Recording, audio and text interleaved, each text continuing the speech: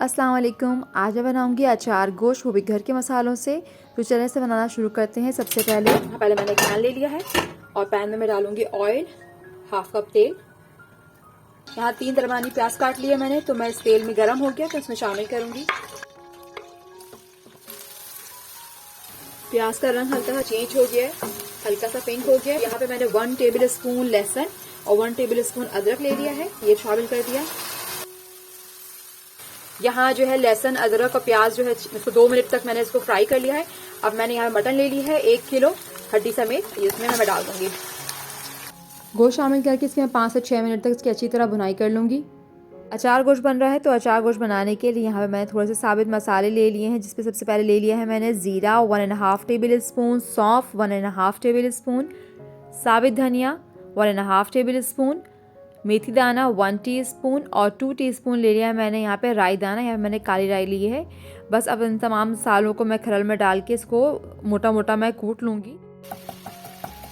यहाँ पे मैंने थोड़े से और मसाले ले लिए हैं, जिसमें ले लिया है 1 टीस्पून नमक, 1.5 teaspoon chaat masala, 1 table spoon कलौंजी और 2 चुटकी ले ली है यहाँ पे मैंने टाटरी। अब इसको उन सबको मैं जो है एक प्याले में डाल दूँगी। साथ ही मैंने जो मसाले कूट के रखे थे वो सारे मैं मसाले भी इसमें शामिल कर दूंगी। यहाँ पे अब मैं थोड़ा सा 1.5 टेबल स्पून शामिल कर रही हूँ उसमें सरसों का तेल, और साथ ही 3 टेबल स्पून शामिल करूँगी इसमें मैं लीमू का रस। और ये बस अचार का मसाला जो है तैयार है, बहुत ही ज़बरदस्त सा। सारे मसालों को अच्छी तरह से मिक्स करके बस अब इसको एक साइड पे रख दूंगी। यहाँ पे मैंने 3 बड़े साइज़ के टमाटर ले लिए थे, वो तीनों टमाटर मैंने काट लिए। और यहाँ पे मेरा गोश्त भी जो है लहसुन अदरक के साथ अच्छी तरह से भुना गया, तो मैंने इसमें जो टमाटर काट के रखे थे वो सारे टमाटर शामिल कर दिए। अब इसमें मैं थोड़ा से खुश्क मसाले जो है वो शामिल करूँगी।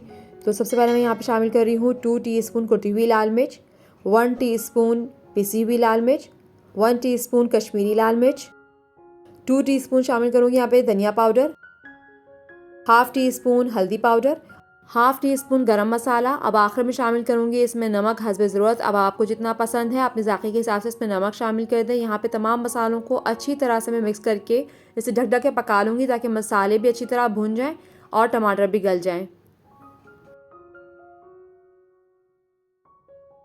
अब यहाँ पे मैंने ले ली थी हरी मिर्चें, मोटी वाली हरी मिर्ची ले ली थी 10 से 12 अदद। आप अपने ज़रूरत के हिसाब से, ज़ायके के हिसाब से कम ज़्यादा भी कर सकते हैं। सारी मिर्चों पे मैंने चाक लगा कर इन्हें अंदर से सफाई कर ली थी, इनके अंदर से सारे बीज निकाल दिए थे। और साथ ही मैंने जो अचार का मसाला बना के रखा था वो सारा मसाला मैंने इनमें मिर्चों में, हरी मिर्चों में भर दिया था अच्छी तरह से। अब मैंने यहाँ पर गोश्त में 2 चमचे भर भर के अचार का जो मसाला था वो मैंने शामिल कर दिया। आप चाहें तो इसको ज़्यादा या कम अपने ज़ायके के हिसाब से कर सकते हैं। और साथ ही मैंने यहाँ पे अब 1 कप दही ले लिया, उसको फेंट लिया और उसको भी गोश्त में मैंने शामिल कर दिया। इसको अच्छी तरह से मैंने मिक्स कर दिया और अब इसको गोश्त को मैंने ढक ढक करके धीमी आंच पे मैंने गलने तक पका लिया था। मुझे इसमें पानी डालने की ज़रूरत नहीं पड़ी। अगर आपको ज़रूरत हो तो आप पानी का थोड़ा इस्तेमाल कर सकते हैं, लेकिन यहाँ पे गोश्त अच्छी तरह गल गया है टमाटर और दही के पानी से ही। और बस अब यहाँ पे गोश्त मेरा बिल्कुल तैयार हो गया। तो मैंने आखिर में जो मिर्चें भरी हुई थी, भरी मिर्चें वो मैंने बिछा दी। आखिर में मैं इसमें डाला है बारीक कटा हुआ हरा धनिया। और बस यहाँ पे जो है अचारी गोश्त का जो सालन है बिल्कुल तैयार है।